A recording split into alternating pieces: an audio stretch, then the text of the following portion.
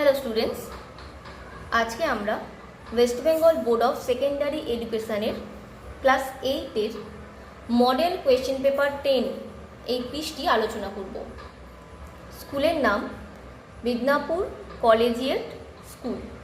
দেখো, প্রথমেই দিয়েছে প্রিন্সেস সেপ্টেম্বরের একটা পিস আছে। তো চলো আমরা কোয়েশ্চেন আনসারগুলো সলভ করা শুরু করি।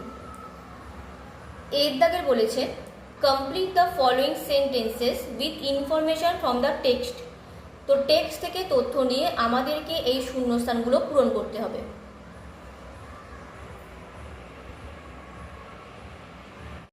দ্য লিটিল বার্ড, ছোট্ট পাখিটি, ট্রাইড, চেষ্টা করেছিল। কিসের চেষ্টা করেছিল? ছোট্ট পাখিটি খাঁচা থেকে বেরোনোর চেষ্টা করেছিল। দেখো এই লাইনটায় দেওয়া আছে দ্য লিটিল বার্ড টাইড। এই টাইডের পর থেকে বাকি অংশটা আমাদের এখানে লিখতে হবে। To slip through the birds of the cage. But he could not.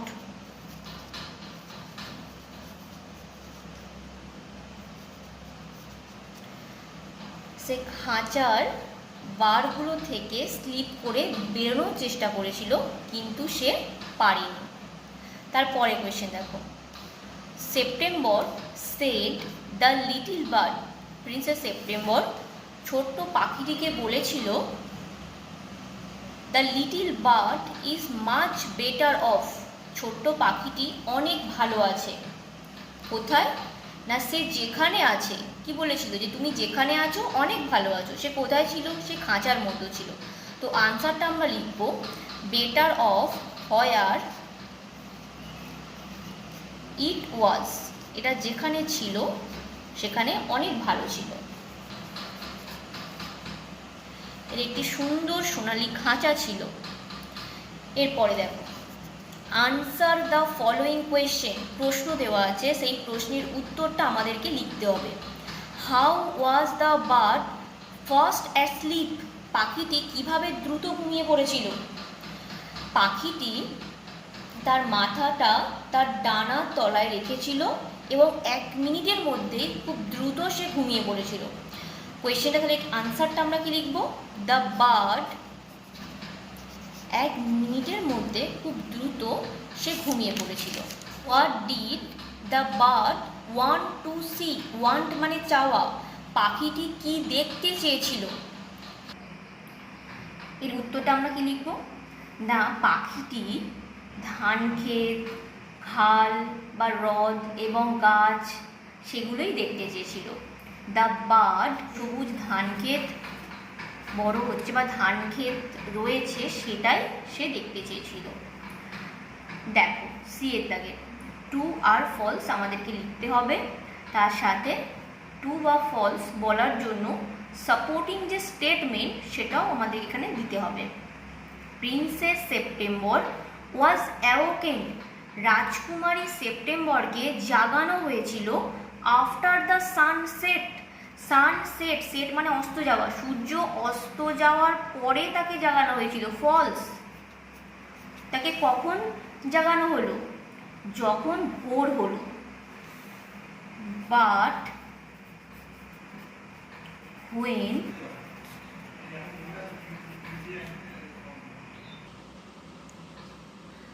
দেখো the bird had a desire to fly when the ground was wet with dew. পাখিটির একটা ইচ্ছা ছিল। ডিজায়ার মানে ইচ্ছা।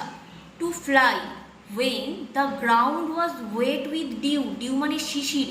যখন মাটিটা শিশিরে ভিজে থাকবে তখন এক পাক সে উড়ে আসবে। এটা ছিল তার ইচ্ছা। এটা একদম ঠিক, পাখিটি এরকমই ইচ্ছা ছিল। এর সাপোর্টিং স্টেটমেন্টটা কি লিখবো আমরা? The ground.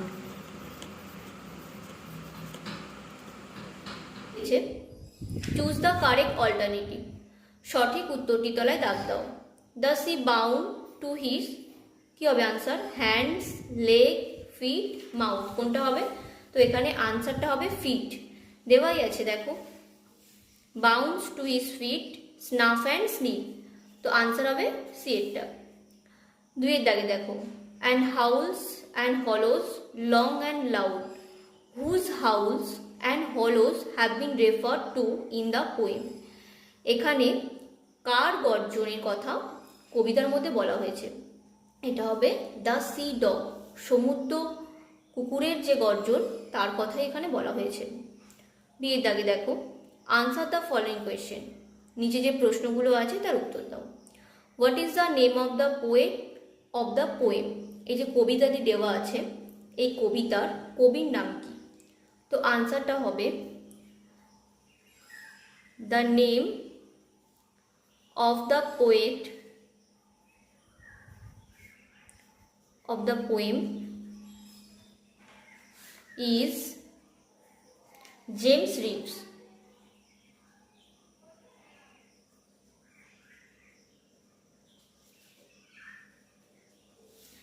James Reeves.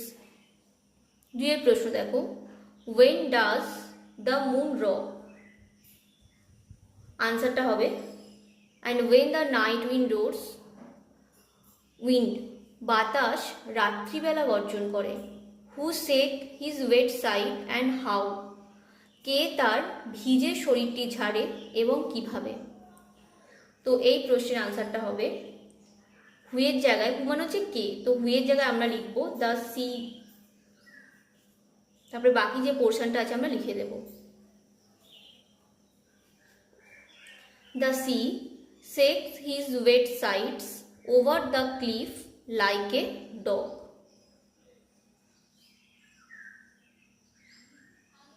দেখো, তিনের দাগে একটা আনসিন প্যাসেজ দেওয়া আছে, এই আনসিন প্যাসেজটা পড়ে এই প্রশ্নগুলোর আনসার করতে হবে। দেখো, তিনের দাগের এতে বলেছে টিক দ্য কারেক্ট আনসার, সঠিক উত্তরের তলায় দাগ দাও। The Indian dish aviyal is a mixture of vegetable found in, এই যে ভারতীয় একটা খাবার এভিয়াল, এটা একটা শাকসবজির মিশ্রণ। এটা কোথায় পাওয়া যায়? এটা ওয়েস্টার্ন ঘাট, পশ্চিম ঘাট পর্বতে পাওয়া যায়। Is believe to be invented by, কে ইনভেন্ট করেছিল এটা? ভীম। অপশান বি হবে right answer. The origin of aviyal is the region of, কোথা থেকে এই এভিয়াল এর উৎপত্তি হয়েছিল? কেরালার অঞ্চল থেকে, কেরালা। এর আনসার হবে option B. Him was saved, ভীমকে রক্ষা করা হয়েছিল ফ্রম ডাউনিং, ডুবে যাওয়া থেকে, বাই, কে রক্ষা করেছিল? দ্য নাগাস। এটা হবে অপশান এ হবে আনসার।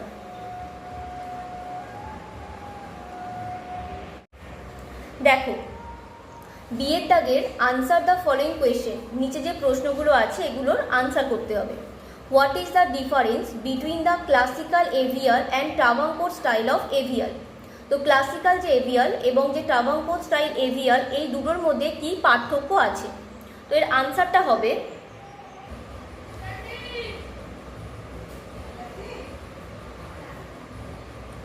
দেখো, এর আনসারটা হবে the classical dish of aviyal is prepared with a thick gravy, whereas the gravy of central Travancore is quite thin. তো ক্লাসিক্যাল এভিয়াল এর যে গ্রেভি সেটা একটু ঘন, এবং যে ট্রাভাঙ্কোর স্টাইল অফ এভিয়াল এর যে গ্রেভি সেটা সম্পূর্ণই পাতলা। দুইয়ের দাগের প্রশ্নটা দেখো, how is the Kaurav try to kill Bhim, কিভাবে কৌরবরা ভীমকে হত্যা করার চেষ্টা করেছিল? তো এর আনসারটা হবে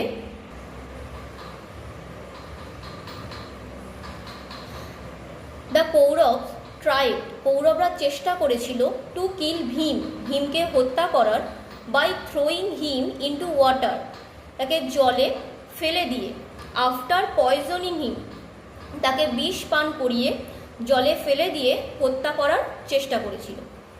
দেখো, তারপরে সিয়ের দাগের তিনের দাগের শীতে বলেছে each of the following statement is either true or false, write true for true and F for false statement, also pick out suitable line or phrase from the passage in support of your answer.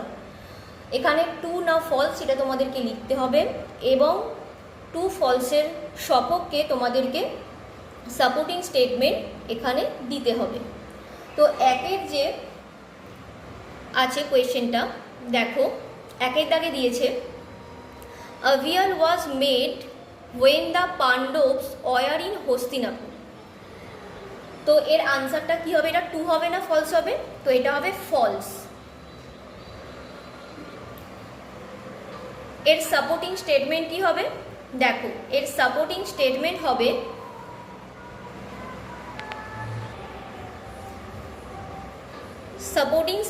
হবে এই লাইনটা, is believed to have been invented by Bhim during the exile of Pandav in Matsya। এখান থেকে এই লাইনটা হবে supporting statement.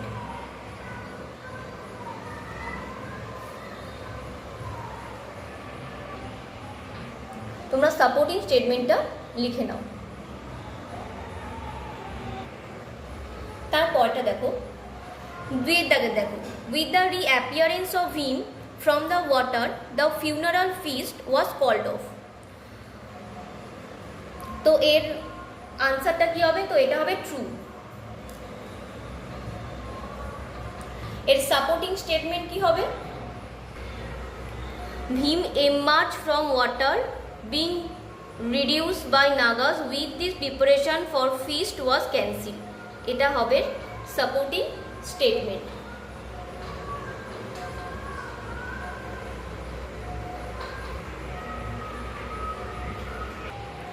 এবারে দেখো grammar and vocabulary. Fill in the blanks with appropriate articles and preposition. সঠিক আর্টিকেল এবং প্রেপোজিশন বসিয়ে এই শূন্যস্থানগুলো পূরণ করতে হবে। Andaman Nicobar island is situated dash the বে ড্যাশ বেঙ্গল। তো এর আনসার হবে, প্রথমে হবে the Andaman and Nicobar island is situated, অবস্থিত, কোথায় অবস্থিত? ইন দ্য বে অফ বেঙ্গল, বঙ্গোপসাগরে। তারপরে দেখো do as directed, change the voice, voice change দিয়েছে। Don't talk in the prayer হল, প্রার্থনা সভায় কথা বলো না। এটা ইম্পারেটিভ সেন্টেন্সের ভয়েস চেঞ্জ। তো এর আনসারটা আমরা করব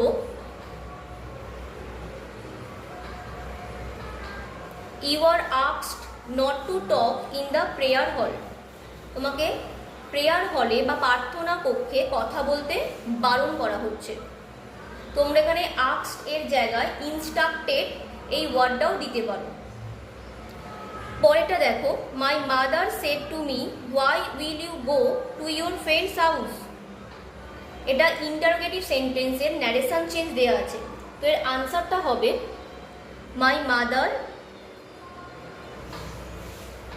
why I would go to my friends house. তো তোমরা জানো উইল থাকলে সেটা উড হয়ে যায়, আর এটা ইন্টারোগেটিভ সেন্টেন্সের ন্যারেশন চেঞ্জ। তো সেই জন্য এখানে যেহেতু ওয়াই বা WH ওয়ার্ড দেওয়া আছে তাই WH ওয়ার্ড বসে যাবে। যদি WH ওয়ার্ড না দেওয়া থাকতো তাহলে আমরা ইফ বা ওয়েদার এখানে ইউজ করতাম।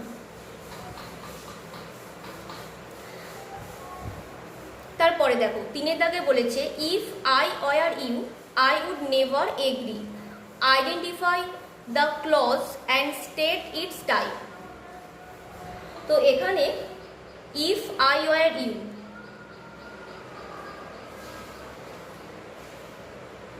এটা একটা অ্যাডভার্বিয়াল ক্লজ।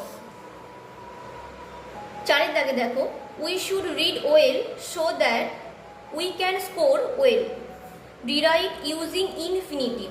এখানে ইনফিনিটিভ ব্যবহার করে সেন্টেন্সটাকে আবার লিখতে হবে। ইনফিনিটিভ মানে হচ্ছে 2 + V1, এই ফর্মটা হচ্ছে ইনফিনিটিভের ফরম্যাট এবং তে যুক্ত ক্রিয়াপদকে ইংরেজিতে ইনফিনিটিভ বলা হয়। তো এর আনসারটা কি হবে?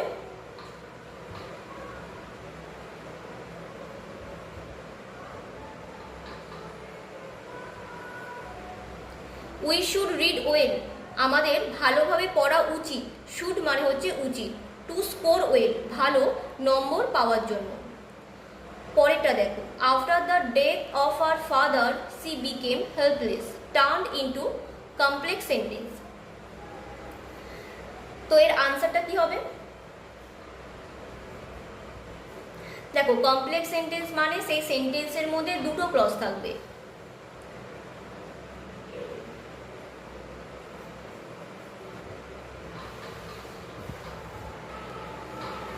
এর আনসারটা হবে as her father died she became helpless. যেহেতু তার বাবা মারা গিয়েছিলেন সে অসহায় হয়ে পড়েছিল। 6 দাগে দেখো, she comes of a wealthy family. Rewrite the sentence using synonym of the underline word wealthy. এই শব্দটার সমার্থক শব্দ আমাদেরকে এখানে লিখতে হবে। তো এর আনসার কি হবে? ওয়েলদি মানে কি? ওয়েলদি মানে হচ্ছে সম্পদশালী বা ধনী। তো এর সিনোনিম হবে rich. Comes of a rich family, এটাই হবে আনসার। 7 দাগে দেখো, the children of Africa often suffer from dash nutrition. Fill in the blanks by adding prefix to the word given in the bracket. এখানে ব্র্যাকেটের মধ্যে nutrition এই শব্দটা দেওয়া আছে। নিউট্রিশন শব্দের সাথে আমাদেরকে একটা প্রেফিক্স যোগ করতে হবে। তো এর সাথে আমরা কি প্রেফিক্স যোগ করতে পারি? Malnutrition. তো আনসারটা হবে ম্যাল নিউট্রিশন। পরে দেখো, earth loosen mould, write one word expression. এটা এক কথায় বললে কি হবে? সয়েল। 9 দাগে দেখো, Brutus loved Caesar turned into negative sentence. এটা আমাদেরকে নাবাচক বাক্যে পরিণত করতে হবে। নেগেটিভ সেন্টেন্স মানে যেখানে একটা নট বা নো কোনো নেগেটিভ ওয়ার্ড আমাদেরকে আনতে হবে। যদি কোনো সেন্টেন্সের মধ্যে অ্যাম, ইজ, আর, ওয়াজ, ওয়্যার বা কোনো অক্সিলিয়ারি ভার্ব থাকে তাহলে আমরা তারপরে একটা নট বসিয়ে নেগেটিভ করতে পারি। কিন্তু এখানে যে মেন ভার্ব আছে সেজন্য আমাদেরকে এখানে কোনো ডু ভার্ব আনতে হবে। যেহেতু লাভড এই ভার্বটা পাস্ট টেন্সে আছে তাই আমরা এখানে ডিড বসাবো। তাহলে এর আনসারটা কি হবে? Brutus did not hate Caesar. দেখো, যদি আমরা ডিড নট বসানোর পরে লাভড বসাতাম তাহলে কিন্তু সেন্টেন্সের পুরো মিনিংটাই চেঞ্জ হয়ে যেত।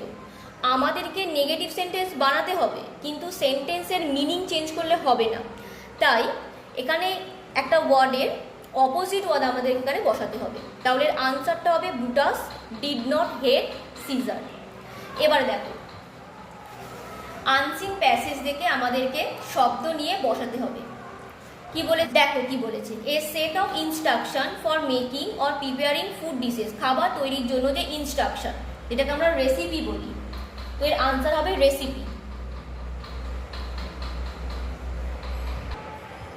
তারপরে দেখো, something related to myth or pre historic imaginary stories.